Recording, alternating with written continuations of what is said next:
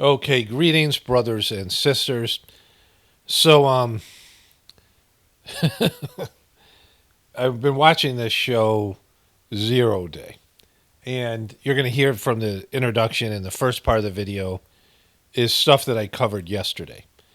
And so I covered episode one in a video 2 days ago, whatever it is. That video was called, this is going to be a three-part series. That video is called FU Nutflix and your anti-truther 0 day show, and Elon Musk and Trump are feeling themselves. So that video is where I covered the first episode, how much anti-truther stuff there is in that. And then in the beginning of this video, I started to cover some of the.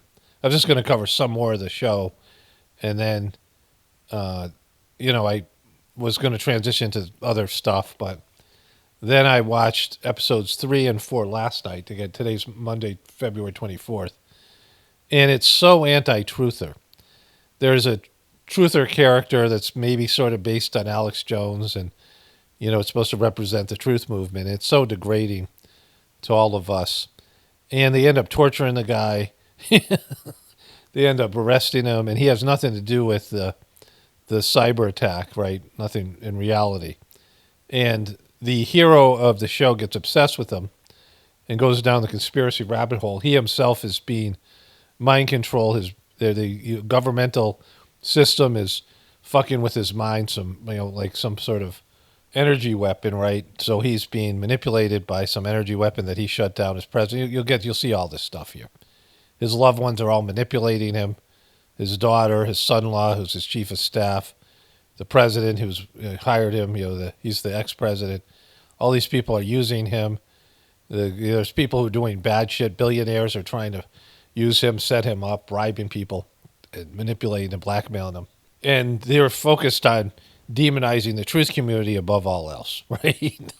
People who post shit online about how the government does shit like they're doing throughout. So it's, I've always talked about this. Some of this is going to be redundant. I'll say it over again, but it's worth saying more than once here. They always talk about conspiracy theorists being the worst and disinformation being the worst, and they actually say this out loud in this Nutflix show. And, it's just all right there, but there are real conspiracies. That's why we don't trust, the people who don't trust the government and the official story and the media, because we've been lied to. But anyways, Netflix sucks at copywriting. There's 3 ways to copyright. There's a copyright strike, which very seldom is used anymore. There's copyright where your video doesn't get monetized, but you can still use the content. I think that's what Nutflix does. And then there's copyright where it's blocked. You can't use the content. Now, I've used the smallest little bits of clips just so you get a sense of it. And, mostly I'm just doing a narration of the show, which is good for Nutflix because people would watch it. I mean, they're really stupid about this shit. But either way, and they copyright trailers. Like, that's the stupidest thing ever. Like, there's so many trailers, I could watch the whole trailer and make fun of it, but even in that, it'll get the word out, and some people will end up watching the show or movie because of it. So it's really stupid on their part. But either way, I don't want to have to re-edit this video over and over again trying to trim down any of the clips. I don't think I'm going to have to do that, but if I do, if there's no ads, then this is going to be a video that needs to be supported by donations. And, if 50 people donate a couple bucks, then, it's worth it, my time to do this. But I think it's an important enough video. I haven't done a video like this in a while. And then I'm going to do a follow-up video tomorrow. And so there'll be a 3-part series about it. I haven't watched the last 2 episodes. So this video will probably be out Wednesday or Thursday, I think Thursday. And so then the next one will be up Friday. And if there's no ads in any of these videos, that means that there's been some copyright thing. And if people donate, this has to be a member-supported video. Even just a couple bucks, like a bunch of people. Because there'll be, some thousands, there'll be 3, 4, 5,000 people watching this thing. So if just a few people donate some money, it's worth, it makes it where I'm getting paid for my work, right? But anyways, without further ado, let's get into it here. Okay, greetings, brothers and sisters. So I just finished my video, fuck Nutflix,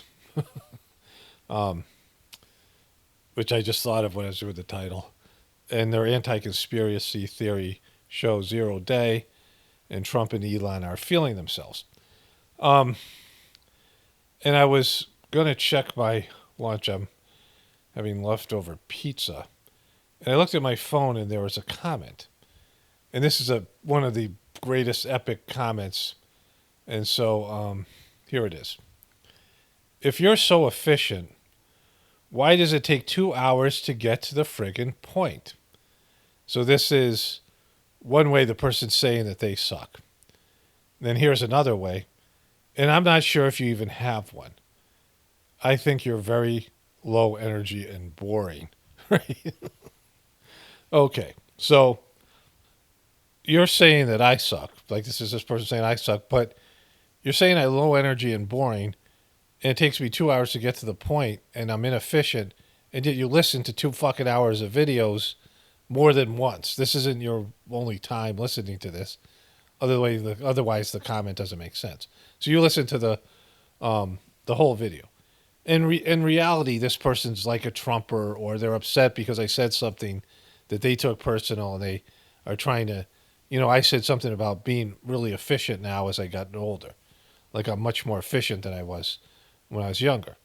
So their first way that they're saying they suck is they've watched multiple hours of my videos, the complete video, and now they're just realizing I don't get to the point till the end, and I'm low energy and boring. It takes me a minute to realize I don't want to listen to somebody.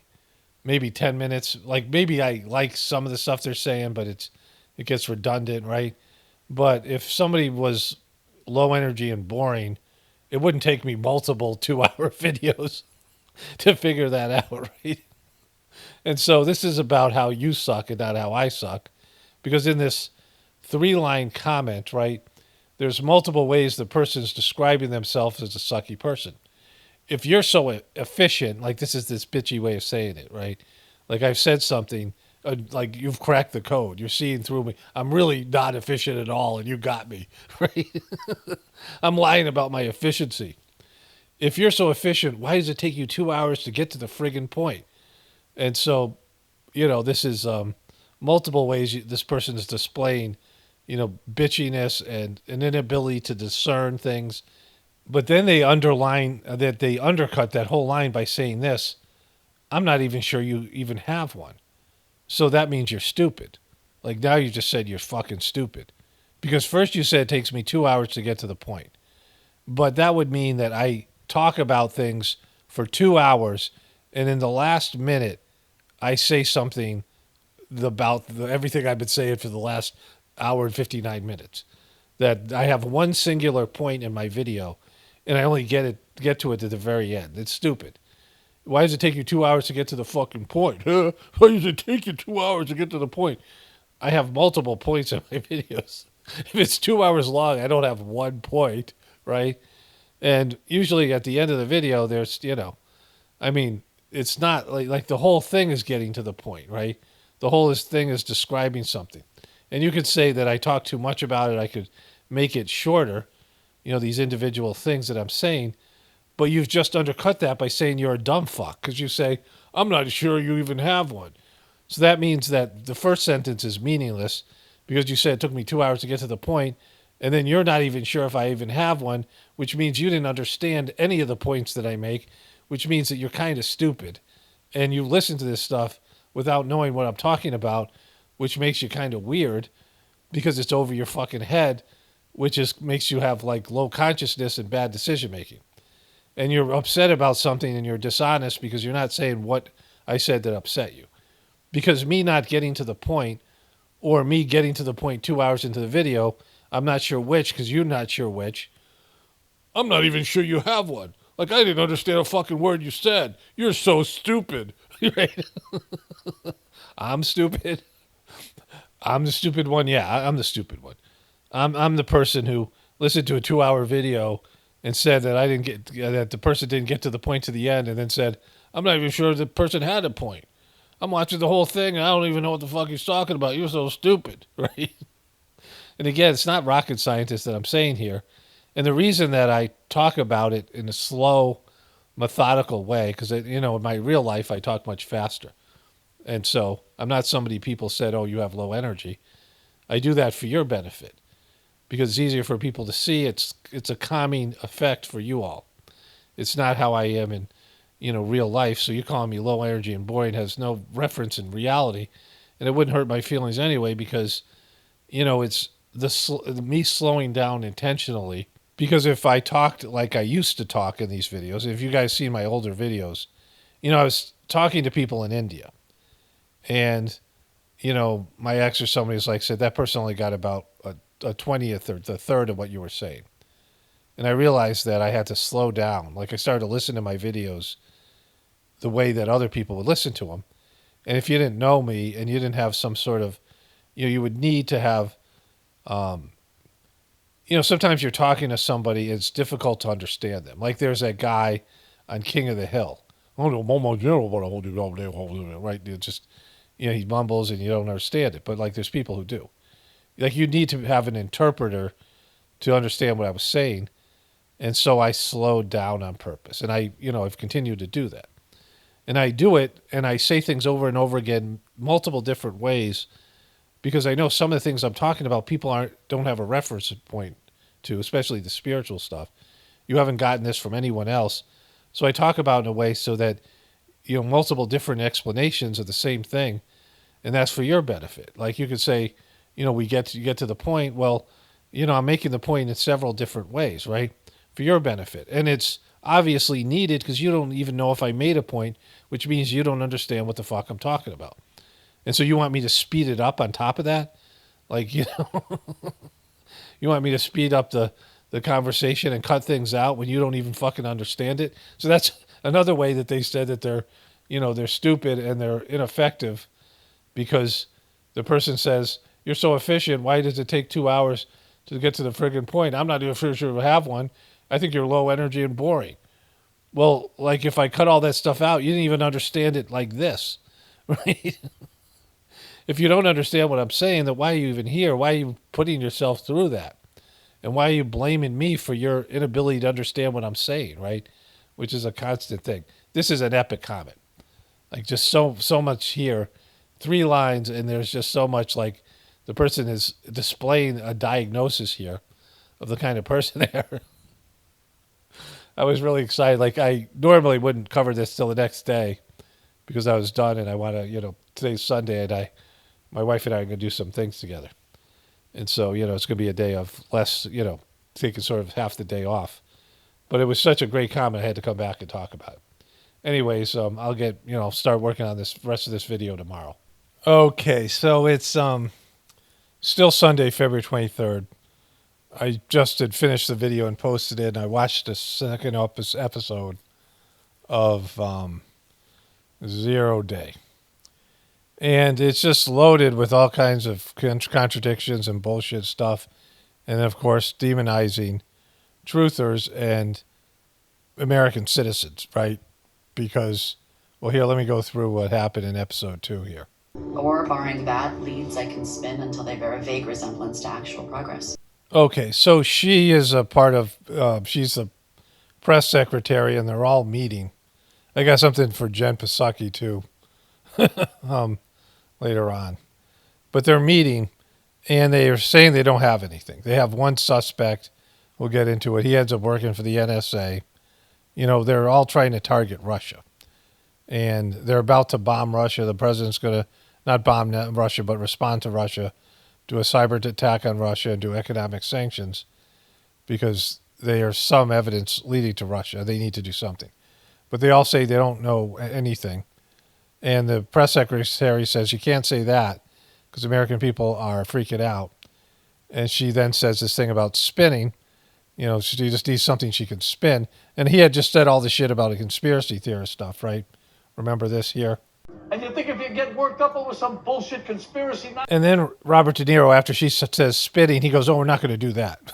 We're just going to tell American people the truth, which, everybody knows you can't do.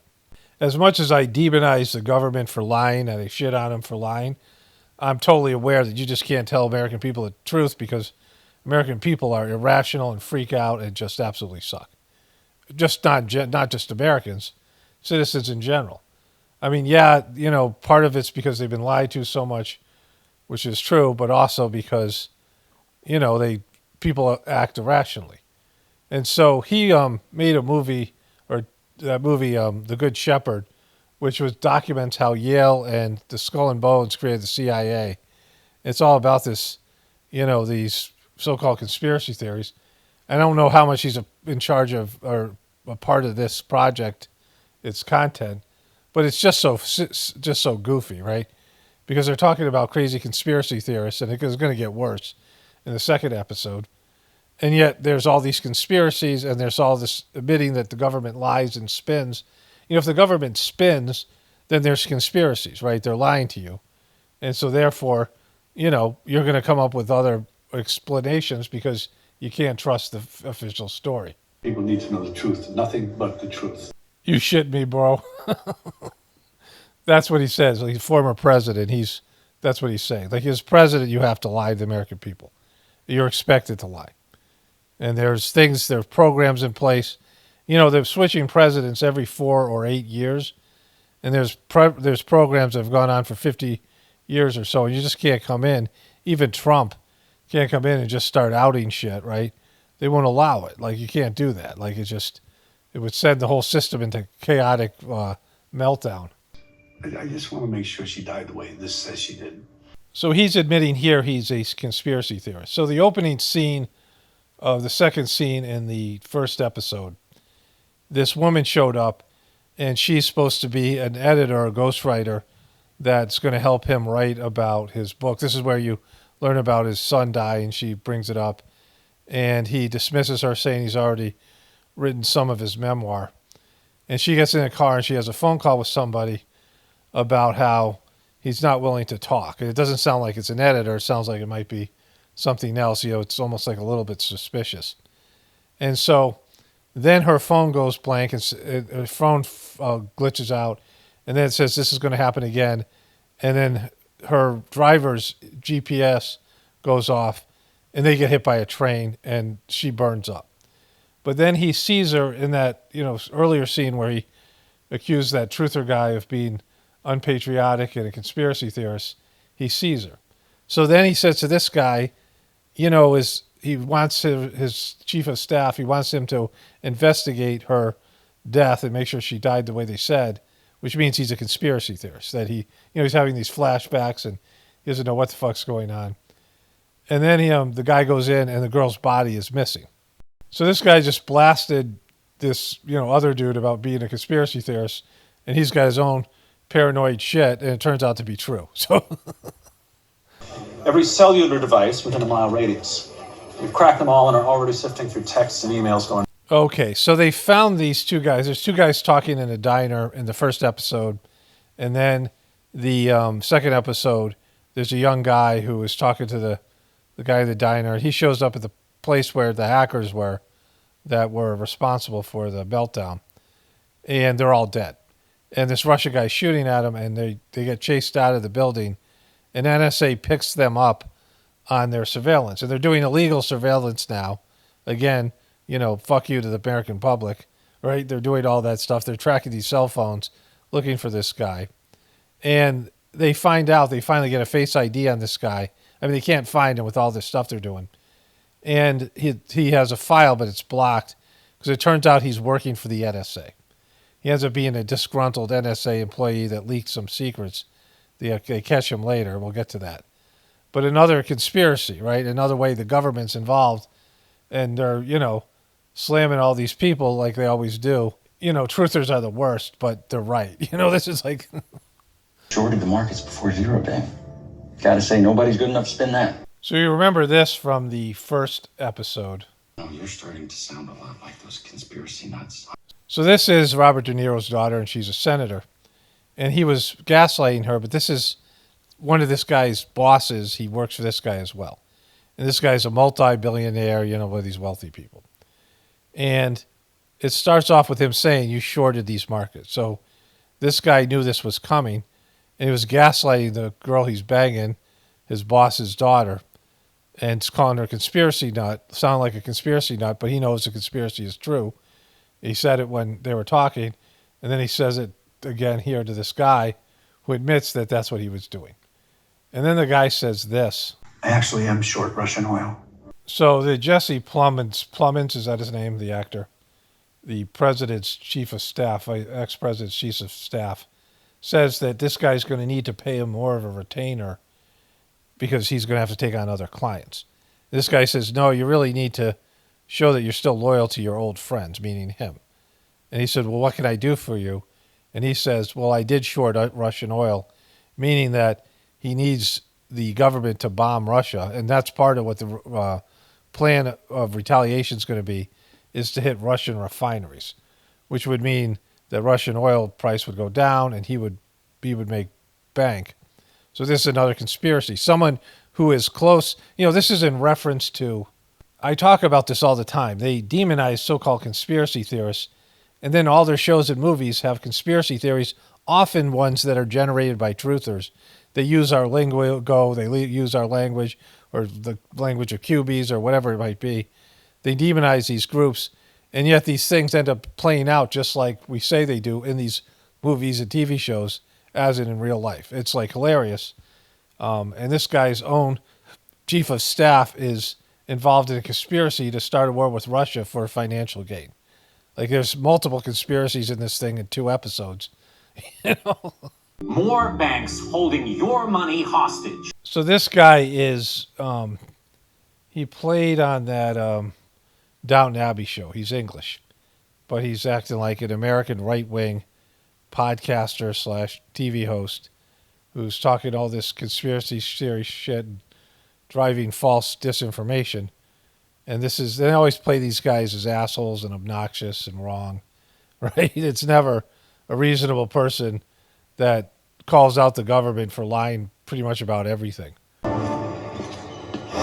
Okay, so they captured the rogue NSA agent who was working with this ex-GRU guy who ends up he sees the guy get captured. He's just about to murder the guy. And then he gets hit by a bus by another Russian agent. Not by a bus, by a garbage truck. He's supposed to be a trained Russian assassin, and he can't hear a fucking bus coming. Right? I mean, a garbage truck coming. Known domestic terror organization called the Reapers. So Jesse Plemons comes home, and there's a Russian agent who just hit the guy with the bus. And he has an envelope with documentation saying that this was not done by Russia. And he gives it to him, and the president's about to go on the air and say, we're going to war with Russia. And then you find out it's a domestic terrorist organization that's a left-wing, which was a little bit of a switch. But they're in North Dakota, too, which is weird. How many left-wing organizations are in North Dakota? But, of course, now it's domestic terror. By a domestic terror organization. The weapon is called Proteus. Okay, so then he gives a press conference, and he's having all these flashbacks. And he did the same thing with the Good Shepherd, where they show his Illuminati eye, like one of the eyes, a bunch of times, all the symbolism. But you don't know whether he's having some sort of dementia because he's old, or he has some kind of mind control. It has something to do with this girl whose body disappeared. And he's remembering little bits and pieces. And then it turns out at the end, he said Proteus, and then they go to the kid that the NSA spy they captured. And he's being questioned about it. He goes, it's not called Proteus. And then the president, the sitting president, is talking to somebody in the CIA or something, NSA, and he says, I don't know what this guy's up to, but the weapon that he calls Proteus is a part of another governmental conspiracy program. And he shows her the folder. So it's yet another conspiracy, right? It's only 2 episodes in. Just open the gates for every conspiracy theorist in America. So she narrowly avoided World War III with Russia, the start of World War III with Russia, and lost all American credibility because she almost, started this thing or said a press conference blaming Russia. It was only minutes away from executing that. And she's mostly concerned about conspiracy theorists. You just open the door for all these people to go out and be conspiracy theorists with this conspiracy theory, right? And, like that's the biggest problem. They just got hacked and they didn't know who the fuck it was. And they're going to do it again, according to the original hack. They have the power to do this. They can't fix it or find it or trace it.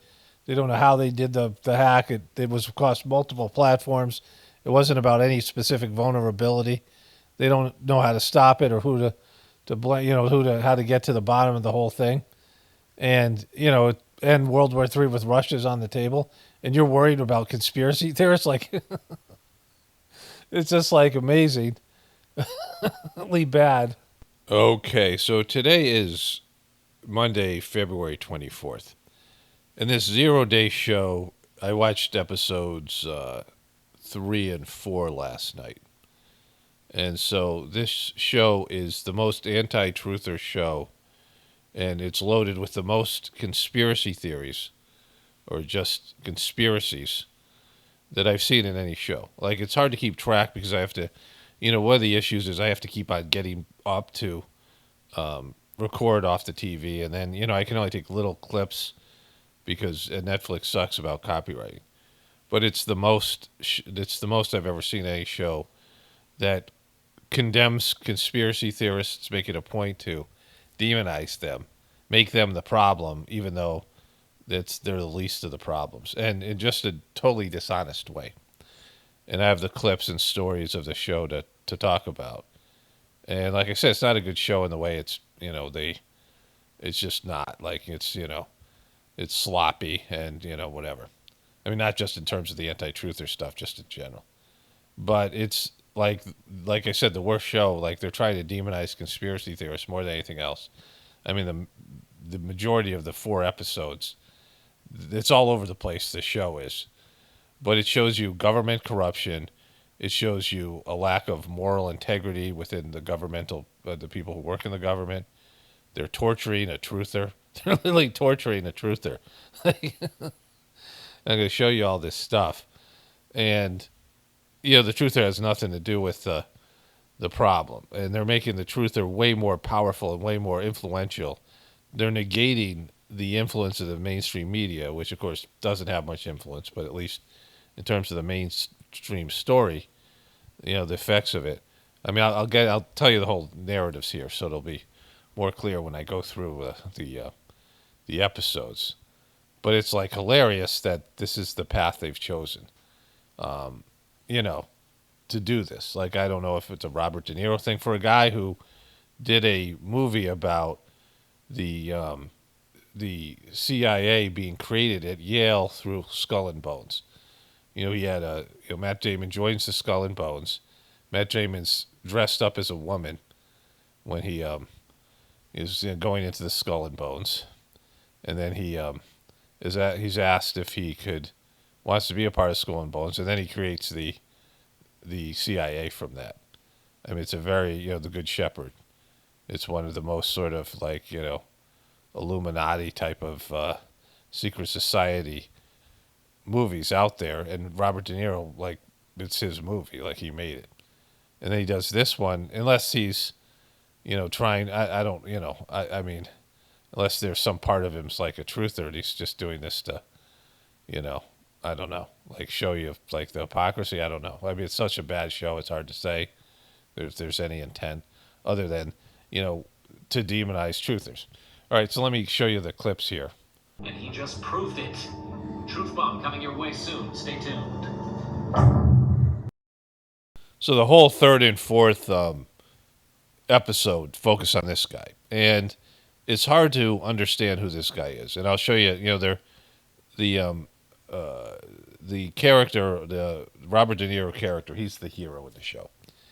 And he's obsessed with this guy. He's watching him all the time. It's like he has a TV show, but it's on all day. He's kind of like Alex Jones, but worse in different ways, right? More refined, but, more just like goofy. Like there's no, the way that they're portraying truthers, and they do here, is just not accurate. Like Alex Jones is a shill, but Alex Jones is like better than this character they have here. This character is, he admits he's a scumbag just trying to make a buck, because that's what Robert De Niro said about him, or so the other guys who interrogated him. they're eventually going to arrest him. And there's this group that first they said was a left-wing radical group, but it's really a right-wing group. So I don't know why they said left-wing, and maybe I misheard that or something. Whatever. I'm not going to go back and watch it. But it's a right-wing group, and they're just held together by their beliefs. They don't know each other. Like, it's just an online bunch of people, like we see. But this guy has a TV show, and there's no TV show like it, and everybody watches it. Everybody's watching it, and I'll go through this as we see it. Like, everyone's watching what he says, and they're taking it seriously, even though they insult the guy. He breaks a story where they're going after this radical group, and they arrest a 17-year-old girl. And I think I have some clips from all that. And he brings the mom on, and the mom is talking about the cops coming in the show, and he's blaming it all on Robert De Niro. And of course, it's not his fault, because they're arresting all the people in this group, and they made a mistake. They went to the wrong bedroom. But they're breaking down the doors of this group, and they're violating their habeas corpus rights.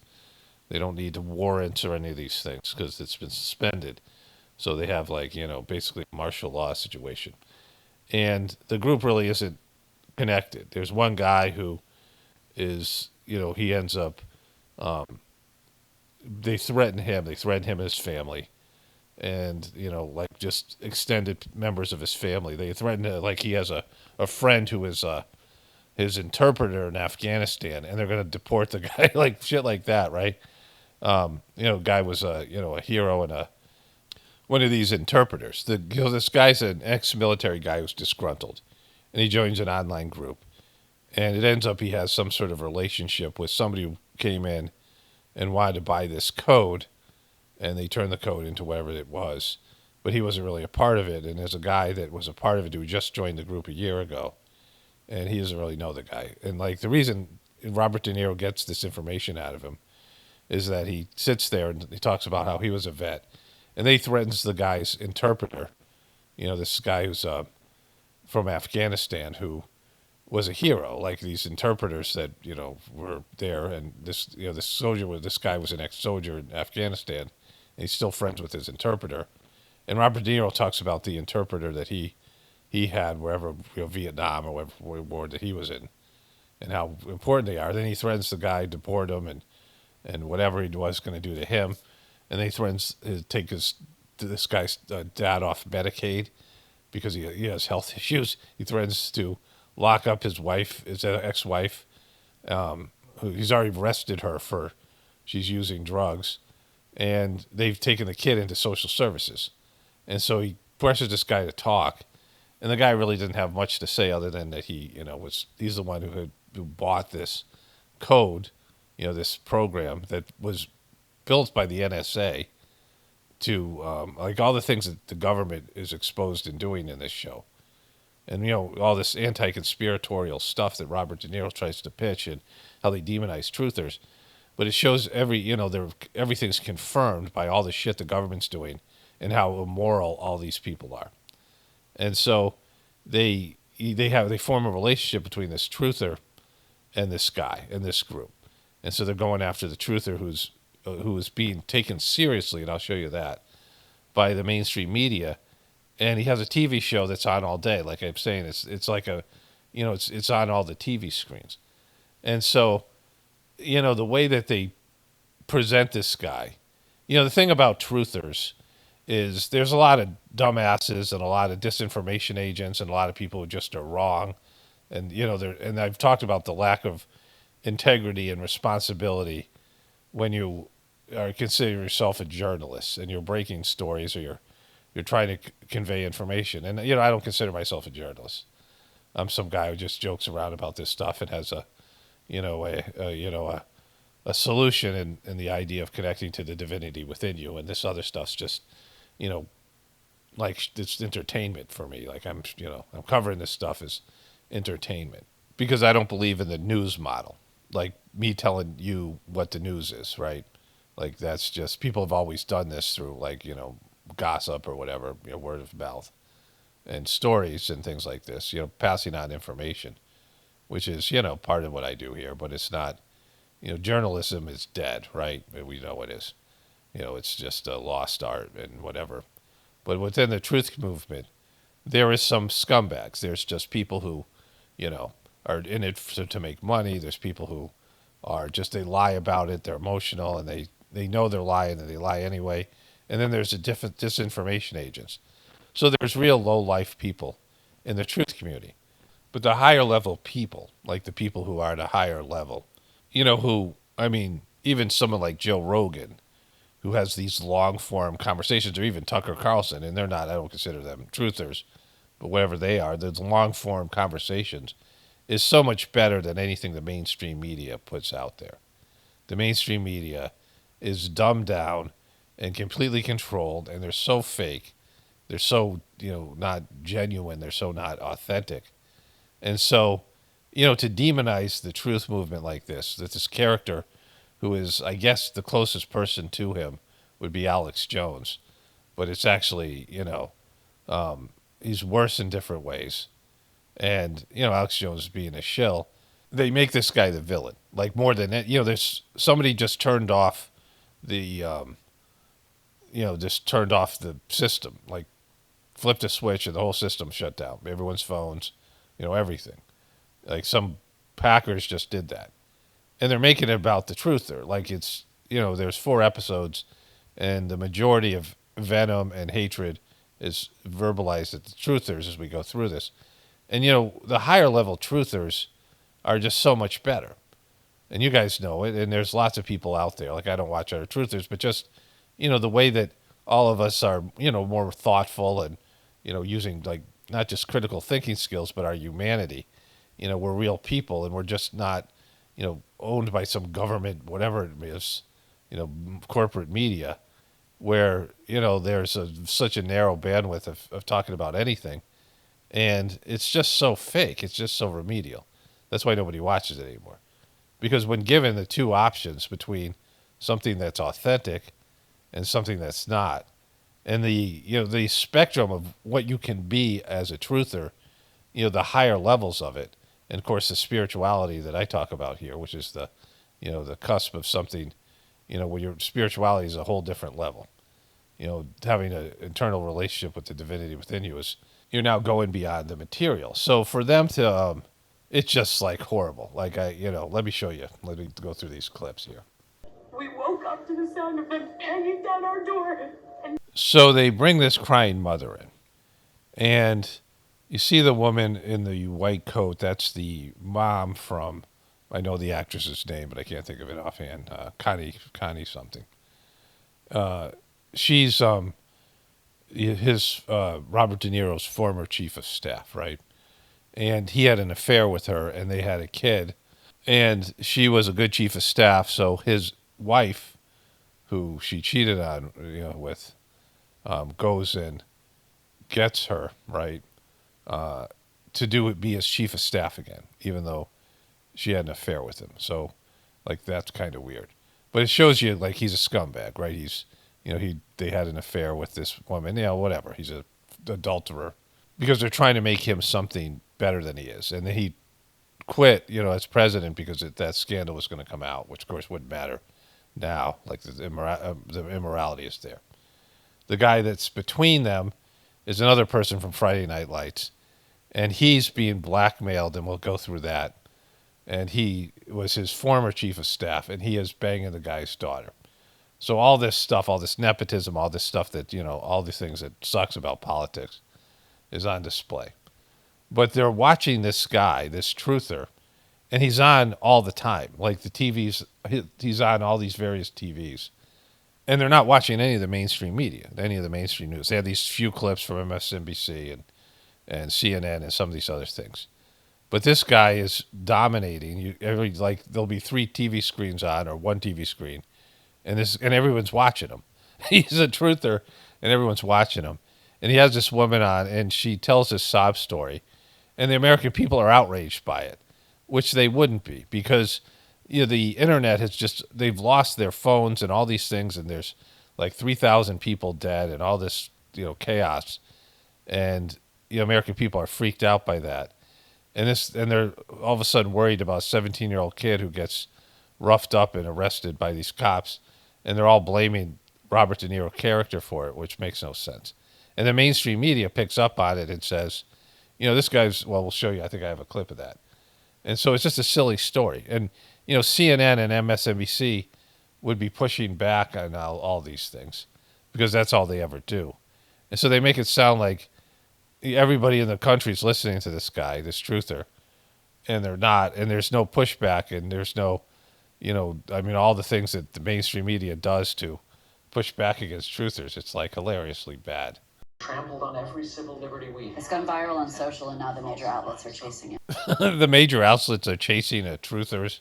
You imagine if Alex Jones reported something or some, there is no real prominent truther the way they're saying there is here, who has a mainstream media show, some network that's in his house, but everyone's watching it like it's on network TV.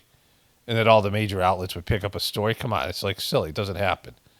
Like they're making it sound like truthers have all this power that they don't. It's within the American people that watch more truther stuff than they do mainstream media. That's true. But these people don't acknowledge that. And mainstream outlets don't pick it up, right? And they don't blame the guy if some cops went in and arrested the wrong person when they already know the habeas corpus has been violated, that civil liberties are being violated to deal with this, disaster that's happened. It's fucking silly, right? The whole thing is just not realistic. But it's a way to sort of make truthers sound more powerful and more responsible than they actually are. This is one conspiracy theory of his that might not be rooted in fantasy. When would this ever happen, ever, right? The news media doesn't look great either because they're so artificial here. They're so much better than what they're pretending the truthers are. And they're making it sound like truthers have all this power to disrupt this guy's work that he's doing to fix this problem. And they're showing Robert De Niro as somebody who has integrity and is all about truth and justice, right? He's like this hero, but he's a cheater. They minimize the bad shit about him, right? And all the people around him are scumbags also, right? Washington, D.C. scumbags. And they never acknowledge that the truth community got anything right. They just never do. But to say, this is one conspiracy theory that might be true, it's silly because there's conspiracies all the time, and the theories are true because there's conspiracies. We know about it here, but to pretend that they would acknowledge that is silly, and then all the implications. So this is one time they got it right, American homes and kidnapping children. So Robert De Niro is suffering from this thing called Proteus, which he shut down when he was president. And it's a CIA operation where they can target you with some energy weapon and make you have brain issues. And so we'll get more into that. But he's suffering from that at the same time. And he's kind of aware of it. Like he was aware that he's hallucinating, but he doesn't know what's real and what's not. Because he's had this targeted energy weapon that was created by the government. So the government has created a weapon that could hack and shut down a system of a country, and it's being used against America. And one of these, it's fallen in the hands of some truther group, right? And being used to destroy America. But then, there's more to the story. Like they don't, the truther group isn't really responsible, nor is this guy, Evan Green, the Alex Jones type of character, right? And so Robert De Niro's obsessed with this guy, and he's obsessed with conspiracy theorists, and yet his brain has been targeted by his own governmental weapon, and he's suffering from that.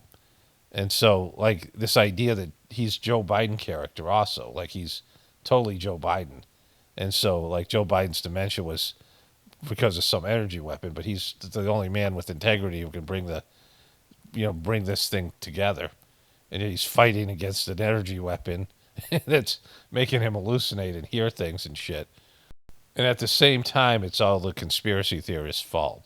It's not the government or the system or the media. It's, that's done all these evil things. It's the people who are calling this bullshit out that are the real enemies. It's hilariously freaking transparent and bad. Until then, keep truthing. And when others won't hear it, just... Just say it louder until they do. That's what he ends up finishing his sentence with. Keep truthing. Keep truthing, everybody. Everybody, keep truthing out there. You guys keep truthing. Like, they're saying shit that doesn't exist. Like, they kind of, they have this idea of what the truth community is about. But, it just sucks. Like, it's embarrassingly bad. Keep truthing, everybody. You guys, don't stop truthing out there, you truthers. Now, there's a lot of inaccuracies and a lot of fake, just not the way people would behave, right? There's a lot of things in here that you could say, yeah, that would never happen. It's not a realistic look at American life and all these various roles that people play. Each character is, unrealistic. But the most unrealistic one is this guy, right? Like, this is not how the truth community operates. And again, the ones that are out there in front of people are shills to one degree or another. They're controlled opposition, and whatever that means. Like the ones who would be in this guy's position, an Alex Jones type of person, who, is, of course, doesn't have a network show. This guy's shooting this show in his house, but somehow it's on every TV and every office, and everybody's watching this guy. Like he's the number one media personality, and that's not, and everybody's watching him, even though they're talking about what a scumbag he is and how he gets everything wrong. And he says bullshit like keep truthing, right? And so the most, inaccurate portrayal is of the truth community. Because, the majority of truthers aren't militia people and aren't saying anything, aren't doing anything to overthrow the government. Like, I don't know how many truthers are out there that actually, Alex Jones say, you are the resistance, but it's supposed to be an information war. And so there's not these groups that they pretend there is. There's some group that would take down America that comes from the truth community. I mean, that's what the whole thing is centered on. And you can see that it's deeper than that. It's going to come back to one of these power organizations, either Russia or something else, probably governmental related, because all these politicians are using all this stuff to demonize and go after and grab power. And so they're using this as an opportunity. And it's all governmental shit that's caused the problem. Governmental weapons that have been utilized that has caused the problem. And somehow it's the truth community that's at fault. So here's a clip. You can see he's got three TV shows on, and the Evan Green show is in the middle. It's on like all fucking day. Like he's doing this all day, and it's on all day, and he's got it there. He keeps on watching it, and everyone else does. And so they have the other two networks, but they're getting their news from this guy. They're talking about how truthers suck, and yet they're tuning into truthers all the time. And this is before they know there's any relationship between him and these groups, and he's just slamming this guy and calling him an idiot and, doing all these things. And so there's that. Okay. So I just watched the news, or actually it was ESPN, which I turned on for a reason, which I'll get into in a second. And I ate breakfast. And there have been a few developments, two things I want to talk about here. One has to do with this video and truthers. The other is a health-related issue. So one of my viewers left me a comment and said, hey, look, you should look into this thing. And I searched it, and the only information I could find was from the company itself. There's some guy who was a chemist, and his daughter, he's dead now, is selling this stuff. And she has a couple of YouTube videos, and there's no information. It really doesn't describe what it does or how it does. The guy was suffering he had like severe heart issues and some other things. I mean, this is the story. There's always a story, right, with all this stuff. And he looked into it, and he found this stuff that was, potassium-based. And, I had one of my viewers, longtime viewers, had said that, when I had this episode, I was walking with my kids at the north face of the Grand Canyon. There's a 14-mile walk down the canyon. And we made it a couple, you can't really go down the main canyon. I was probably in my 50s. I was definitely in my 50s, so whatever it was. I was 55 maybe, I don't know, 5 years ago, whatever it was.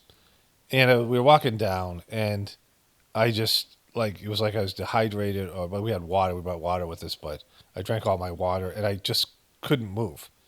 And we started walking back up, and I was like my body was glitching out. And I had these glitch outs a number of times, and then they got worse after COVID. Every once in a while I would glitch out, like my body would just shut down. And one of my viewers said it was the lack of potassium. There's these things, and I'm not recommending anything. I just talking about my own situation here. And so I looked into the thing, and I ordered some of it and sat on the table, and I started using it, and I feel a profound difference. And I'm using all these other supplements. My health's gotten a lot better. I still have some lingering effects where every once in a while I have an irregular heartbeat post-COVID, but my heart was working great. I'm in much better shape. I'm exercising, and occasionally I get these weird chest pains or pains in my, whatever it is. But so I'm hoping that'll take care of that. I still get the migraine headaches, and so I'll talk about that more after I've used this stuff for a while. But it feels like it's very subtle, and it's, at least for now, it's been beneficial. And I just talked to my wife, so I was doing this voiceover, and there's a third thing I want to add. We were talking about, she called because there's this thing that Trump's going to get rid of the bird flu by vaccinating and giving them all kinds of shit. Now that's going to affect, we have less chickens. We only have 9 chickens, and they're all old, so they're not laying very much. And so we were talking about possibly allowing them to die out and clean. They have some mite issues on their legs or whatever. But, then we were talking about, dysfunctional people. Some of them that we're, dealing with or whatever. And I was saying to her, there's a consequence in the treatment centers I worked in. I have a master's degree in counseling, and I worked in these treatment centers with teenage sex offenders and these kids who are sexually reactive, these kids who are, they have a lot of negative behaviors. And one of the consequences, one of the, rules that you would violate, to name, you'd have to name the behavior. So the kid knew what they were supposed to be working on, right? And it was negative attention, acting out negative attention. You know how there are kids who are like the class clowns and they're always acting out and doing stupid shit so they can get attention, this kind of behavior.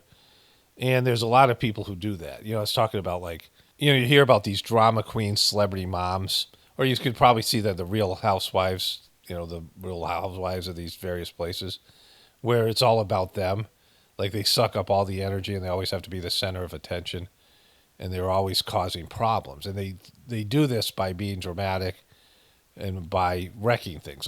You're trying to create you're working together in a collective project, and there's one piece of shit that's sabotaging it and being dramatic so they can get attention. And you're on a team, and one person's all about them, and they're sabotaging your chance to win, and these things. And this is the negative attention that Donald Trump's a negative attention person, saying outrageous things, Madonna, so they can get attention, right? These kind of people.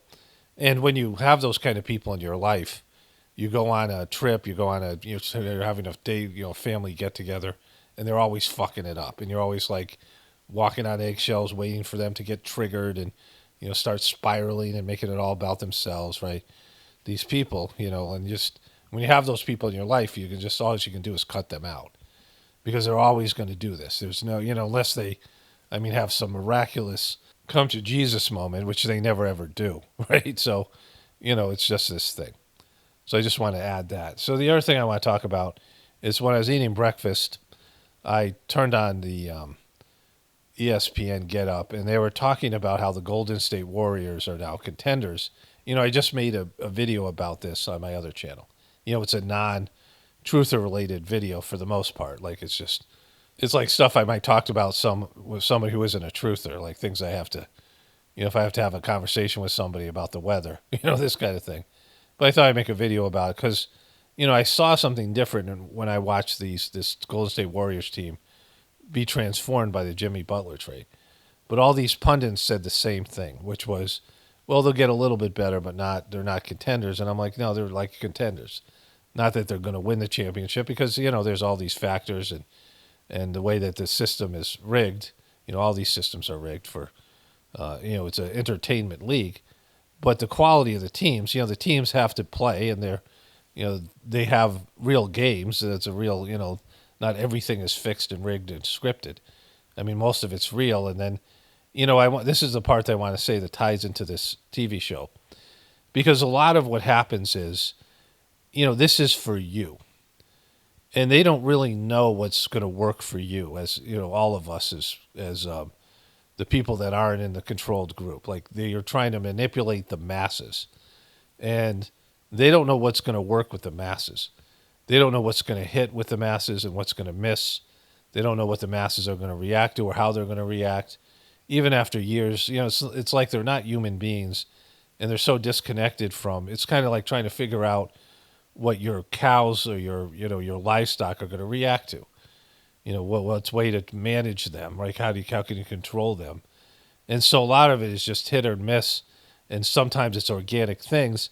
And then when the masses react to something, how do we control that? How do we manipulate that, right? And so this TV show is kind of about that in different ways, right? The way that they have these events that they say that they're not in control of, but how are they controlling it? Like once the event happens, how can they manipulate it to serve their goals and their ends? And so, what I was saying is that when I saw the Golden State Warriors play after they acquired this guy, Jimmy Butler, I immediately saw that there was a transformation in their team. But the people who are paid pundits who have much more interest in sports than I do didn't see it, right? They couldn't see it. Now, after 6 games, they're like, oh, maybe they are. It took them 3 or 4 games longer than it took me to see it because that's, everyone's like sheepled so much. They're so controlled and they're always looking at what other people are saying. They've lost the ability just to look at something and see it, right? Which is what we have here in the truth community. Certainly I have this to a greater extent because of the spiritual stuff that I do, the meditation, developing the heart as an instrument of intelligence. But, people have lost the ability to look at things and understand what they're fucking seeing. And I, show you guys comments time and time again where people don't even know what the fuck I'm talking about. I mean, it's not, it's mostly remedial spiritual teachings when there's so much more people are capable of. And people can't even understand the basic things, right? Even if I slow it down and I describe it in multiple ways and I over-explain the shit out of it, they still can't get it. And these are people who are, looking for some critical thinking. They're looking for something outside the mainstream media, so the mainstream narrative. So people who are, so confined to their remedial reality, like their limited reality. I mean, this is, I mean, it's like a real, eye-opener of how bad it really is out there. Anyways, let's get back to it here. They got time, huh? Okay, so this is an important exchange here. This is a Mossad character. They have these characters that show up, and they're characters of wisdom, like it's an archetype, right? Like that Tim Allen show that where he is the Tool Man Taylor, whatever it was called, right? He plays this guy who shows you how to fix things, based on his comedy. And there's a guy I think is called Wilson, who you just see the top of his eyes and like he has a hat or whatever, if I remember correctly. And he's his next door neighbor. You never see the guy's full face. And he gives Tim advice. Like he meets him. He's always sitting there at the fence. And he's just like this character. It's almost like an NPC in a video game that's a wise character, right? The guy who knows more. And this character comes in and displays wisdom. So they made a Mossad agent, the evil Mossad, as this guy. And he's like, he knows what more that's going on. Even though you have a president and the CIA and the head of the CIA and all these people who don't know what this Mossad agent knows. Like he just knows more. He's he's like the Oracle. And so this character, this guy from Friday Night Lights is, the president's chief of staff until like this woman has usurped his position, but he's still he's like a fixer for the president.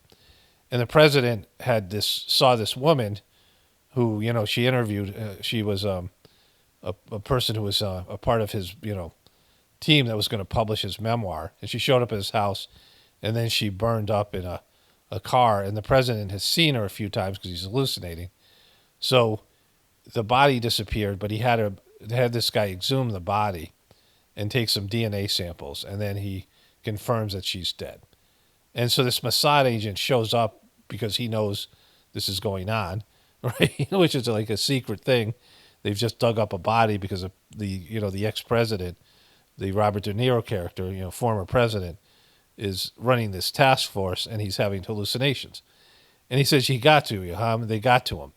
And the guy says, "Who's they?" Right? But he doesn't say who they are. But there's a they then, right? There's some kind of they out there that are using some kind of weapon that makes you hallucinate and see things and hear things. And that's what this guy's going through, Robert De Niro. And so, it's a very telling scene because all of the implications of how Mossad is somehow not them. Mossad would never do shit like that to American people, American allies, right? They're just out there, He says, we can't have contact because of it. And we're going to find out it's it's an energy weapon, and we'll move forward. I'll share the clips about that. And it's this thing called Proteus, and it's, his brain has been affected because they're targeting him with this energy weapon, and he's hallucinating, and he's trying to run this task force, and he's in and out of reality. But the one thing he's sure of is that truthers are the devil, right? Like, the truthers aren't fucking with your brain with a weapon developed by the CIA, right? Like, they're not, they're just out there reporting on all this shit that you're suffering from, right? Two, you said he suspects this girl. I wanted him after Green. I figured I saw to do it. Okay, so the president's fixer here, he has this billionaire buddy, and this billionaire buddy wanted him to manipulate the president into, this billionaire buddy was on a shortwave radio, which is going to be a part of this later on, right? Where this guy, the president's fixer here, the guy from Friday Night Lights, is going to realize the shortwave radio has some part in this, right? But he came onto this guy's yacht, and the guy is fucked financially because he put a lot of his money into shorting Russian oil, and they didn't attack Russia because now they're on this, the enemy within, the citizen, the citizen terrorist, domestic terrorist kind of vibe, right? And so he wants now to steer this in another direction, and he's blackmailing this guy because this guy has fucked over his boss and also his daughter, who he is in love with, right? He's in a relationship with the former president's Robert De Niro's daughter. And this guy has dirt on both of those things. And he's holding it over this guy. So he's blackmailing this guy who's manipulating his boss and his, the whole narrative. So he hands him pictures that turned out to be this guy Green. He's going after the truther guy because the truther guy has talked shit about him because the truther guy is demonizing these billionaires. So he's going after the truther guy, and he's got pictures of the truther guy with the head guy of this, this organization, this homegrown terrorist organization, or this, they're just a bunch of people posting shit on the internet. And they also have a picture of this girl who the president's obsessed with, De Niro's obsessed with, who came to his house, and she went to one of his rallies, right? One of his truther rallies. And so he's handing him these pictures connecting the truther guy with these two people. The girl that he's seen that's actually dead because he's hallucinating because the governmental weapon has fucked it with his brain. A la Joe Biden, he's showing signs of dementia. And he's also, fucking with him because he's interrogating this guy. And now he has a link to this truther guy. And Robert De Niro hates truthers so much that he's going to bite on this and arrest the truther guy, even though there's no real evidence other than circumstantial evidence of some of these people attending his rallies and shit, right? And so there's all this manipulation going on, all this conspiratorial shit. And Robert De Niro is going after the guys who say, hey, there's conspiratorial shit going on, right? Like, we're the ones who are the real villains, right? Because we're naming what's happening out there. This guy's basically his son-in-law is being blackmailed because of the bullshit that he's done, some of the illegal shit he's done for his boss because he's a fixer, and this guy's holding it over his head, and he's being manipulated, and like his new chief of staff, he had an affair with a bastard child, and she had to quit. Now she's being brought back because of this crisis. Like, the whole thing is just all these fucked up people.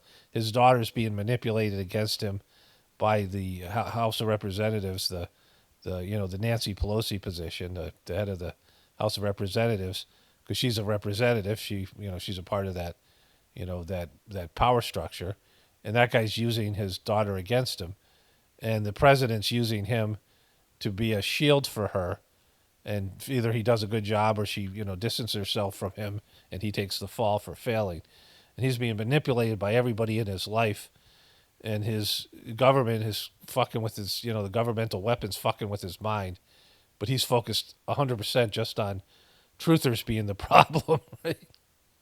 True freedom is the right to say something others don't want to hear. Okay, so Robert De Niro forces this guy to divulge information. This guy's one of the head guys of this online chat group that ended up having a relationship with somebody who got this, this weapons. Of course, there's the they, right, that we know about that is messing with Robert De Niro's mind, right? And he goes back and he remembers this guy saying this quote, right? And then he goes to this guy's website, Truther website, right? This guy, Evan Green. And he finds at the bottom of it, it's the same quote. And he sees this guy who he just, has gone to confess that he was part of this thing that happened, even though the guy's not really a main player in it. He now has a connection with this truther.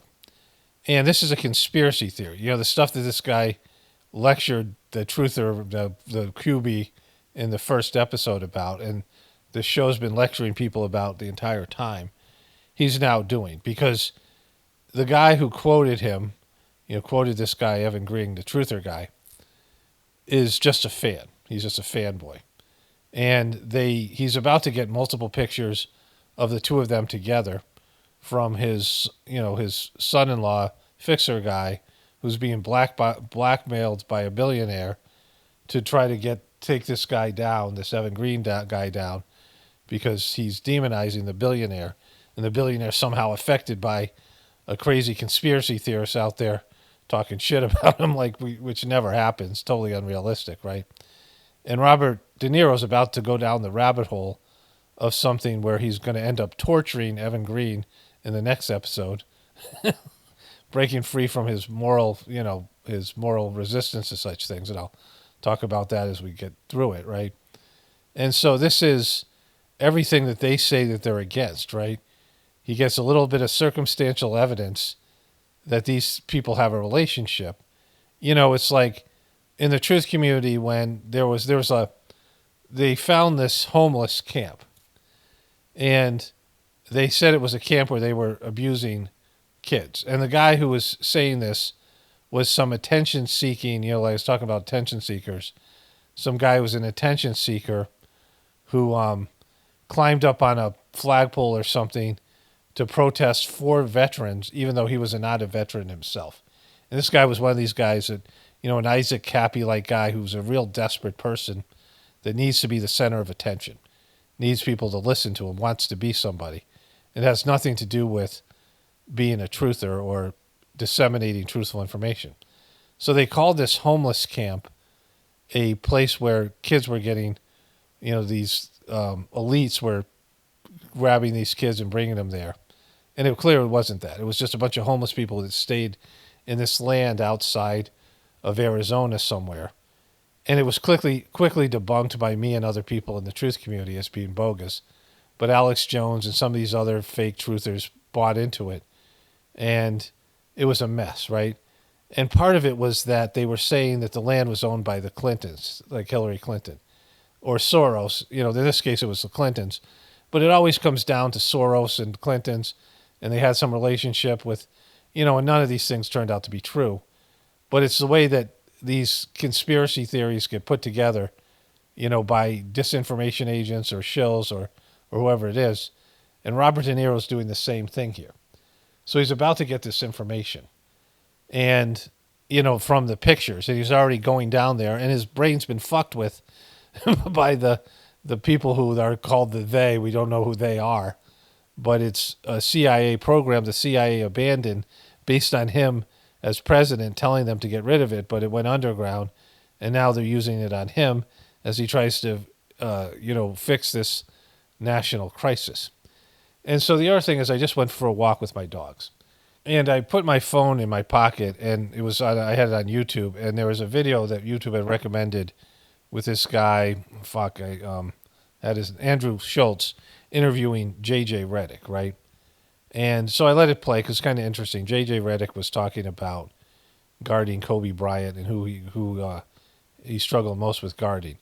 And at the end of it, well, I'll go through the beginning of it. And, he was talking about how, Kobe Bryant, he had played against Kobe Bryant when he was a rookie in the NBA Finals. He got to guard him. And, he played with Kobe, he shot with him when Kobe was on the Olympic team and J.J. Redick was on the select team. But J.J. Redick was talking about greatness and how it's a selfish thing. And that his wife was talking to him, and he was thinking about guarding James Harden in the next game, and he had to apologize to her because he was distracted. He said, even I was home, but I wasn't there. I was thinking about work and, playing basketball as a professional basketball player. And he said that, when he would get to a level of training and work, he talked about Kobe Bryant's legendary obsession with, working on his game as a basketball player, and how this is going somewhere, and how he would, like when he was on the Olympic team, a bunch of the NBA players went out and partied somewhere, and they came in. It was 6 a.m, and Kobe was at the breakfast table with ice on his knees because he'd already worked out for 3 or 4 hours, a couple hours, got up at 4 a.m. And some of it I think was, he definitely did those things, but he also wanted to be known for that stuff, right? Like he made a big deal of everyone seeing him work out and knowing about his work ethic. And J.J. Redick said that, he would get comfortable with a level of work and commitment to his, craft, and then he would add another layer. And, he would go add another level. And this was at a time where he had just started doing this podcast with LeBron James, and he would eventually be the coach of the Lakers, which he is now. And he said, he said that I did the same thing with a podcast, that I would do a podcast, and then when I got comfortable with this, it was, I would add something else. I'd add a second podcast, a third one, and then now the one with LeBron. He goes, I don't know if there's anything after this. And of course, he'd be hired by the Lakers coaching job. Was kind of funny. This is from 9 months ago, but it was a month or two before he started to be in the conversation for the Lakers job, right? But he's talking about how your family suffers and your relationships suffer when you want to be great, because you have to put all your energy into being great. And I've known this for a long time, right? So I listened to this episode, it's like 9 minutes long or whatever. I was walking in with my dogs, and I realized this about democracy, tying this into what we're showing here. See, democracy is a bad idea because the levels of performance that people engage in, right?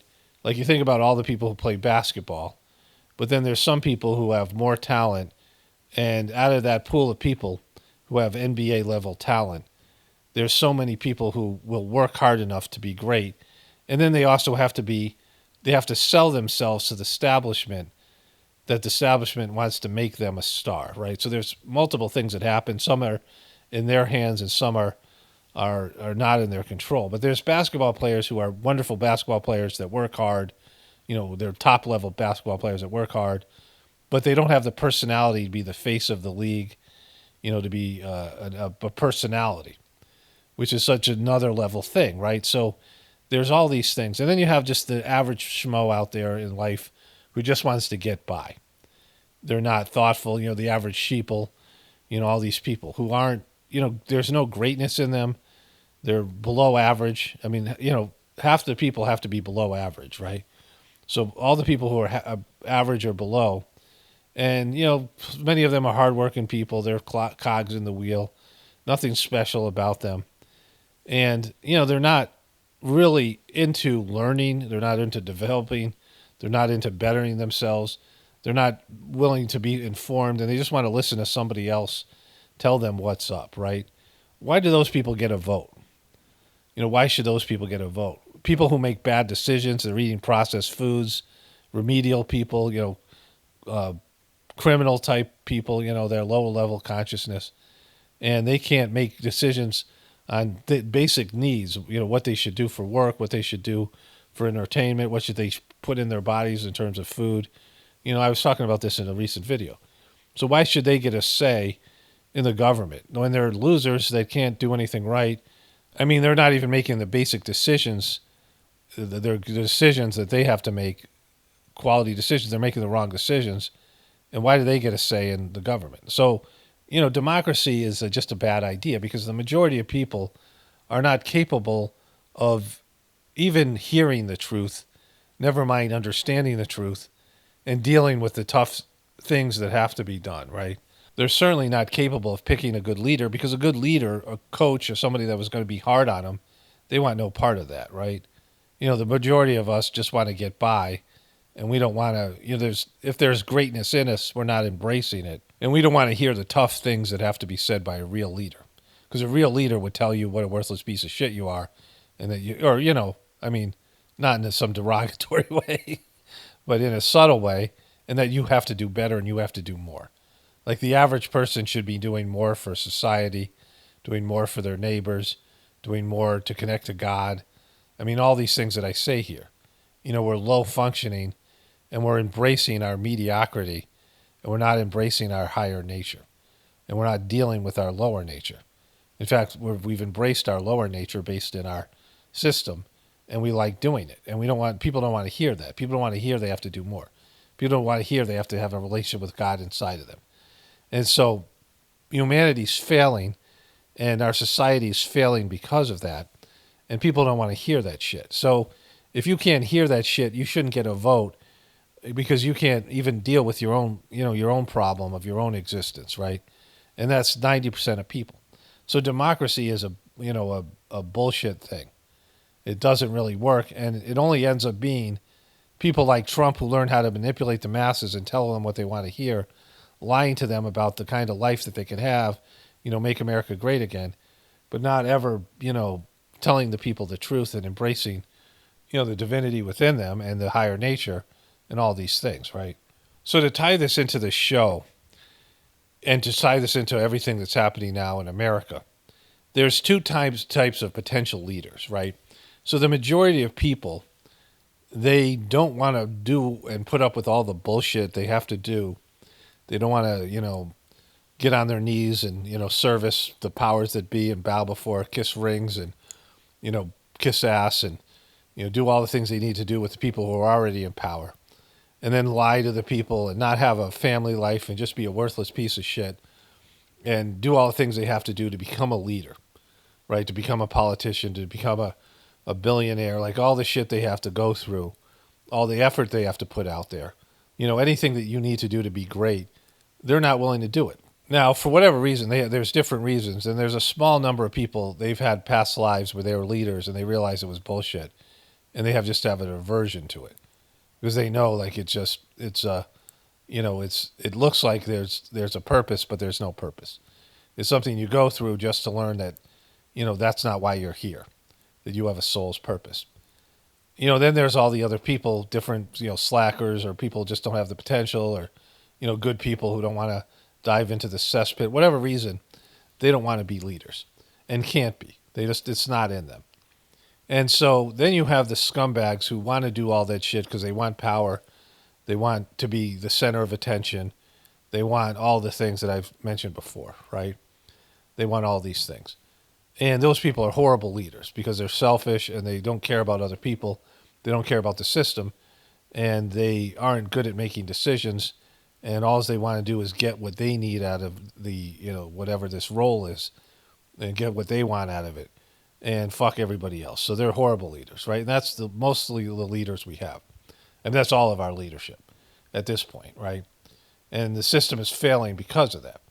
And people vote for these people because they're good at, like Trump, winning them over. And even if they didn't vote for him, it doesn't matter because the system's rigged and democracy is a joke because the people that run the system know you can't let ordinary people make decisions about, any of it. And that's the problem with the truth community, that people don't get in the truth community, that, the tough decisions that have to be made to keep this dysfunctional system going are not something you want to get involved with. It's not something you want to be a part of because evil shit has to be done to keep this evil system going. You either accept that this system needs to collapse and you just, embrace that, lean into that, and figure out what you're going to do. Pockets of the future, create a pockets of the future for for what happens after the collapse. But other than that, it's nothing to do with you. You just accept what's going to happen, and nobody really wants to do that. And so there is no truth community because truth isn't the goal, because people can't accept the basic truth that your system's bad for you, bad for the planet, bad for everything and everybody. It's going in the wrong direction, and it needs to go. And then we're all fucked because we're 100% dependent on the system. And what do you do now? So that's, a question most people can't even just live with that idea. Like it makes them uncomfortable, and they want to, even if they know it's true, they want to dismiss it and just forget it, that they even had to hear that shit, right? And so the real leaders, the people who are good leaders, are people who don't want to be leaders, but it's like kind of part of their destiny. And they don't want the power, and they don't want the responsibility. And they know being a leader is just going to suck them dry, because they're going to have to be responsible and care for all these people, because that's their nature. And people are going to say, you guys are going to say, well, I'm one of those people. Me, Paul, I'm one of those people. And I'm not, right? Like, I'm going to make that clear. Like, I have an aversion to power and leadership and any of these things, I believe, from past lives, definitely from past lives. But there's nothing in me that, would be a good leader, or, there's people saying Paul for president. And I'm like, I make a horrible president. Because, I'm not willing to embrace that responsibility. Because to be a real leader, a good leader, you have to take responsibility. The weight of this, all this shit is on your shoulders. It's a thankless job by miserable people that don't deserve a good leader, especially now. Miserable people that will stab you in the back and kill you. I mean, the stuff that happened to Jesus and all these other people, saints and people like that. They'll fucking, shit all over you, and you're just serving them and serving God. And the ungrateful pieces of shit don't understand and appreciate it. I mean, that's what humanity has done over and over again, especially here in the West. Not so much in India and some of these other countries that embrace their saints. But either way, great leaders, it's a shitty job. And people who are destined for that, and if you're lucky enough to get somebody like that, it's at this particular time, this yuga, it's a miracle.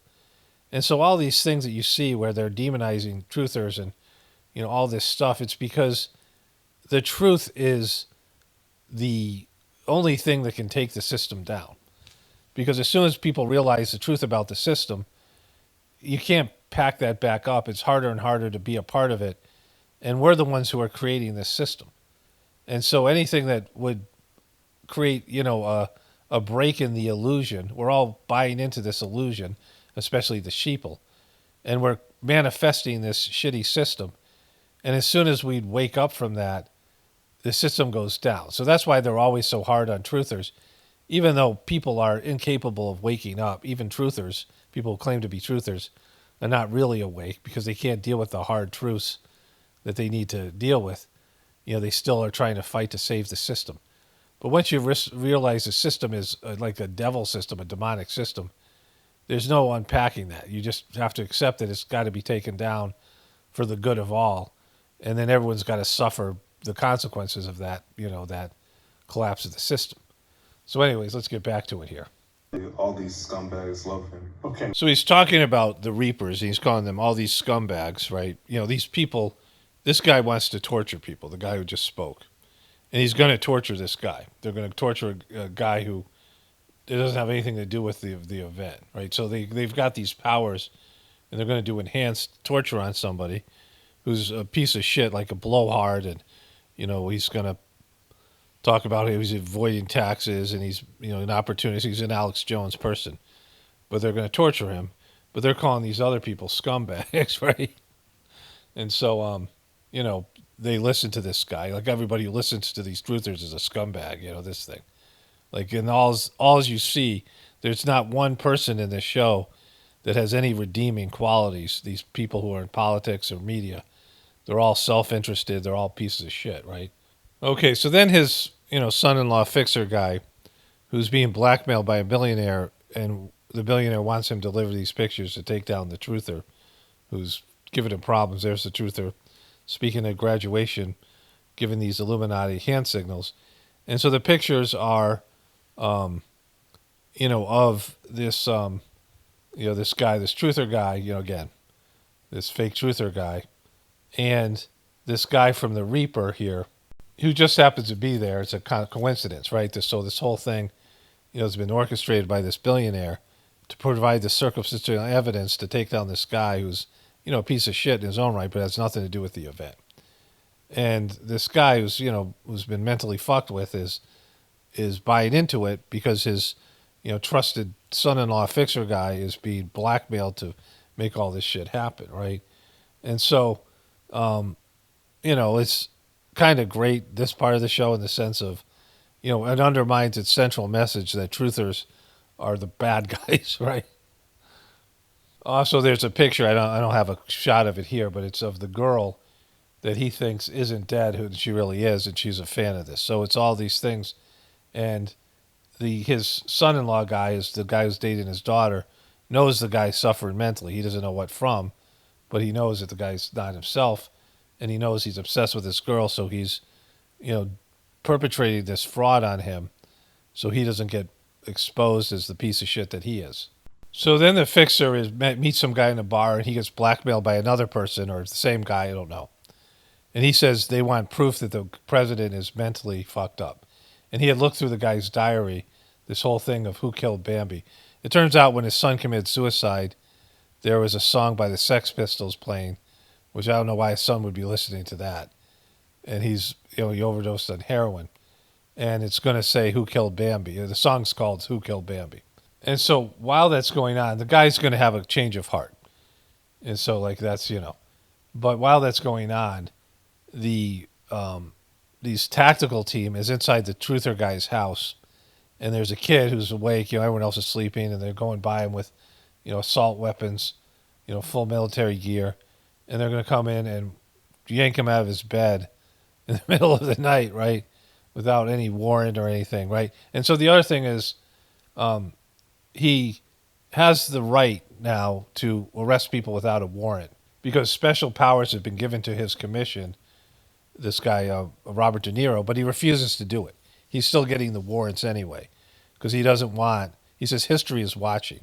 But for the truther guy, he's willing to go into his house with only on circumstantial evidence. Every one of his team says, you don't have enough on this guy, it's going to be a major publicity nightmare. And he does it anyway, right? Because he's so anti-truther. It's the one guy that he's willing to violate his, his corpus, his Miranda rights and all these things, and right to due process. And he's the only guy he's willing to torture. Out of all these people, he's only willing to torture. There's people he knows are involved in this, and he won't torture them. And this guy who was an ex Homeland Security guy, who was the guy who leaked this technology out to bad people. He won't torture him. He won't torture any of these other people, but he'll torture the truther, which is coming in a bit here.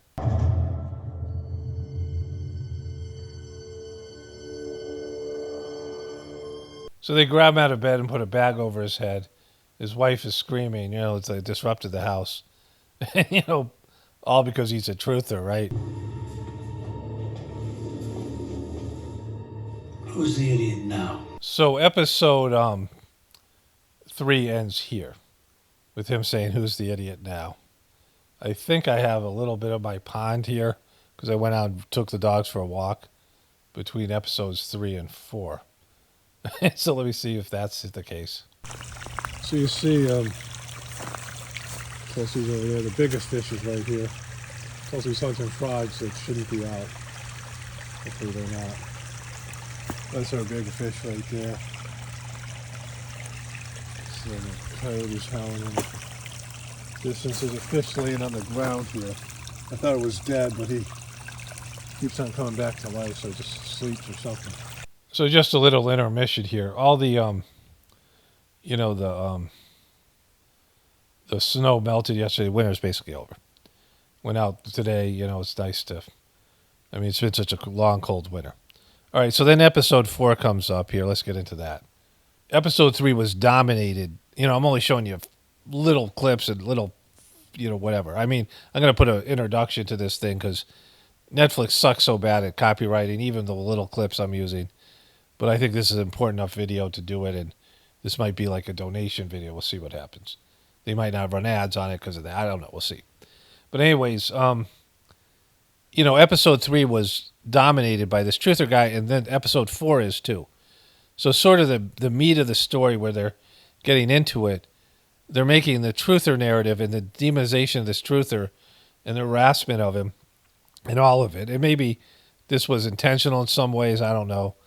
I mean, certainly, it's telling the audience, especially the dumbed down sheeple, that truthers are worse than terrorists and government, people who have lost their way and are doing evil shit, right? It's somebody who's investigating all that stuff is worse than the other people. Of course, this is a fake truther based on Alex Jones, who's a shill, but still, it's the idea is there. And that truthers are just scumbags and, horrible people. This hour, the bank and its customers are unable to access their accounts. So that's the president. If I haven't showed her before, I think I did in the last video. The one, not the last video that I made. And so there was a hack on a bank, and it turns out that this bank was hacked before, and they paid the hackers without, not alerting the government. And so that came out later. But these people, it's like the 6th largest bank. It's always the 6th. 6 is always a prevalent number. But these people can't get their money, and they start rioting. It's a whole thing. And because of it, and the worry that the virus is now in all these banks, she decides to close down all the banks. Signed into law, placing an immediate freeze through the weekend on all financial activity. This is a part of the show that's foreshadowing, right? That's probably going to happen at some point. The martial law part, the part where they close down your banks, you don't have access to your money.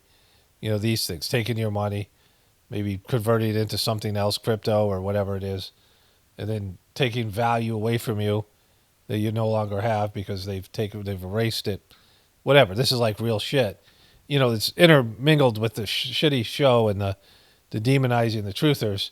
Like they're foreshadowing. They're getting you to, as a kid when they had disaster movies, it was like the towering inferno, which of course would happen years later. But that was in the 70s or the 80s, and it wouldn't happen until 2001, right? But, it was tsunamis and things and, whatever it might be. Earthquake.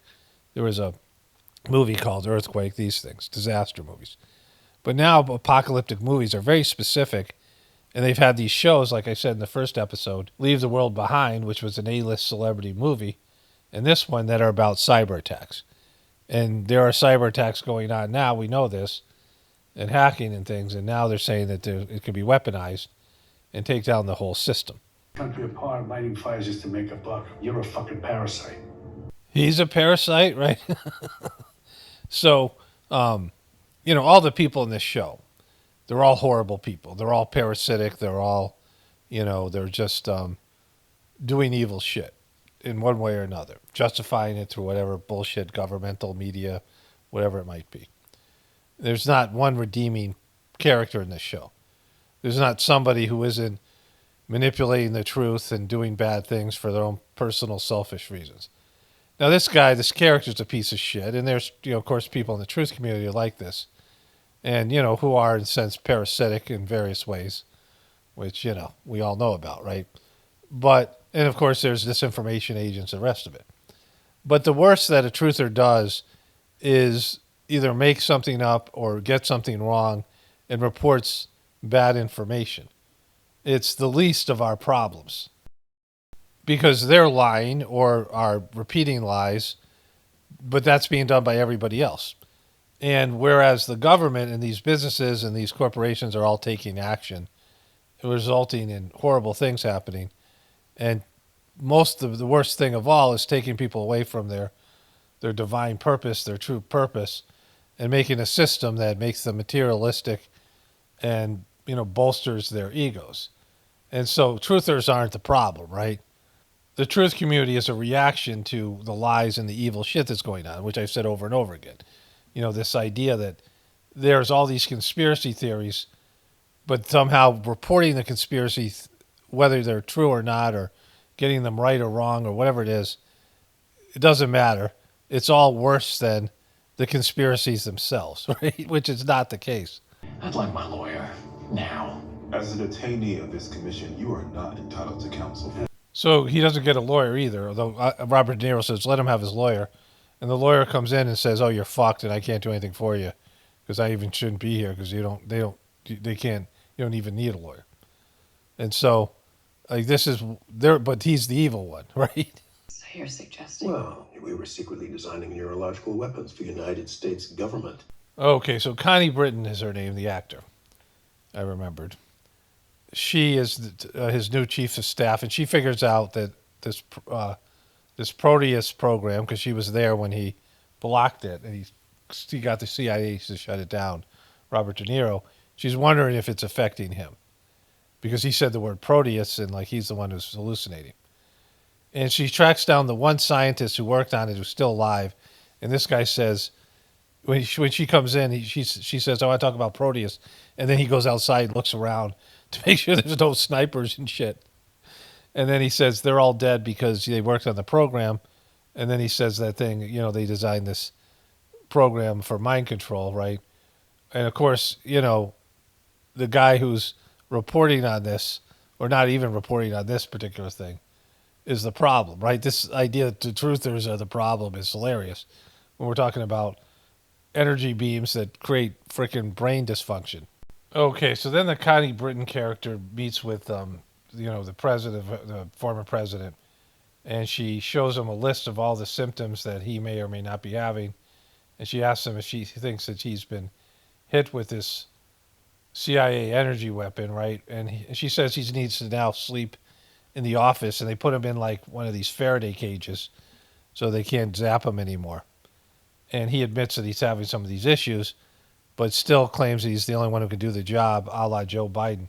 The whole thing, So then there's this liberal woman who's been being indicted, and she's a tech billionaire, and she said she could help. She volunteered in the first episode to help with this thing. But now she's demonizing this guy and spreading some of this stuff that's hurting his case. And so he's advised to make peace with her and have a meeting with her. And he says, I don't mind a little bad press. I don't mind the people who are protesting outside of my house. But then he says this. Well, what I do mind, though, is the intentional spread of dangerous disinformation. So that's the worst thing, right? The intentional spread of disinformation. That's the worst thing in the world, right? That's up until this point, 4 episodes in, that's worse than all this other scumbag shit that's going on. So predictably, there is riots because people can't buy food and things because they can't get access to their money because the banks are shut down.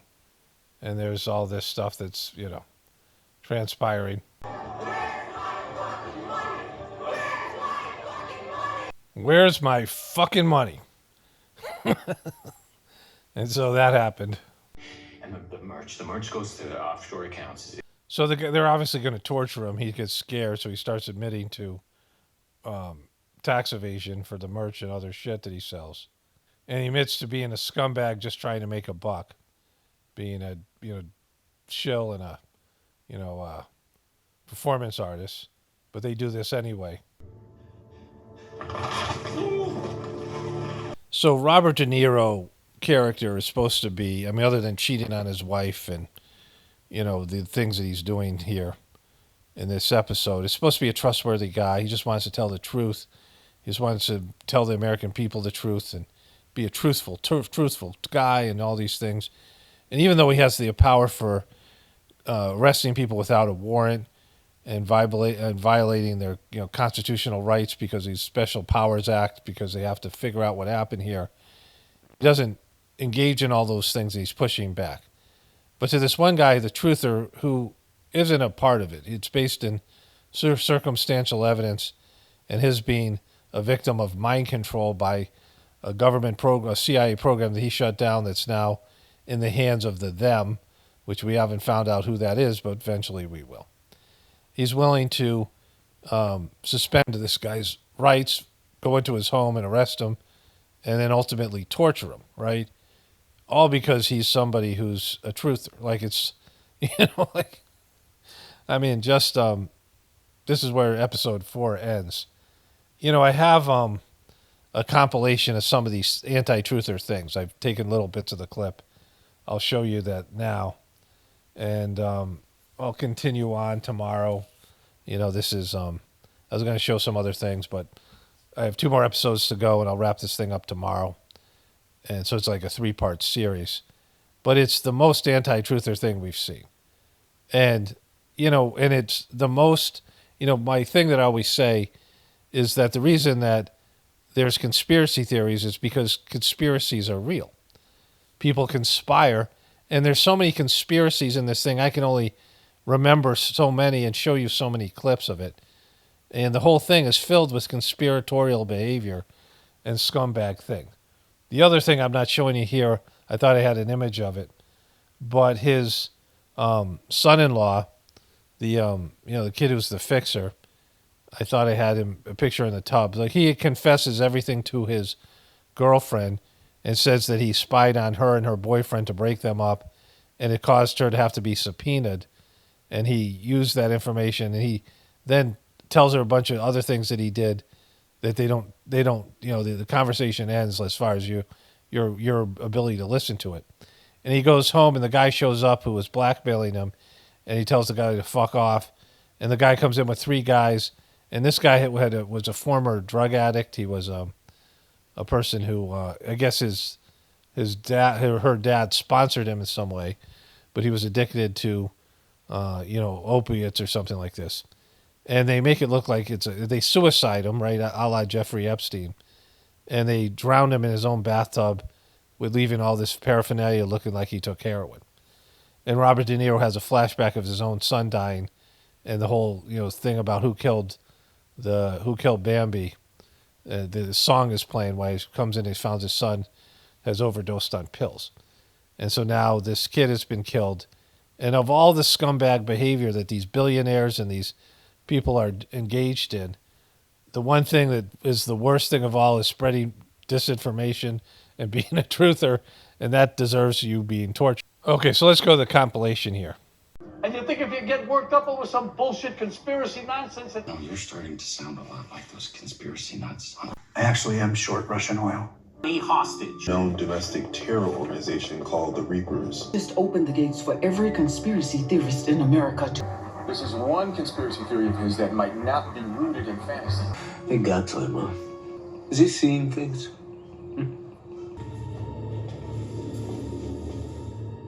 Who's the idiot now? All these scumbags love him. Okay.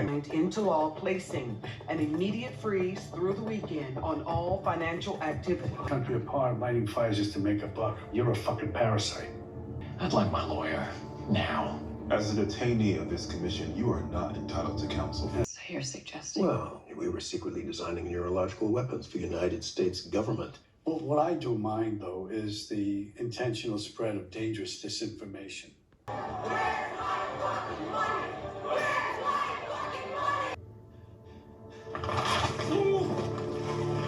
All right, so I'm going to wrap this one up here. I mean, this is me documenting something I've said over and over again. They always try to demonize crazy conspiracy theorists. But our entertainment industry and our real world government and our corporate world and many of our relationships are governed by conspiracies.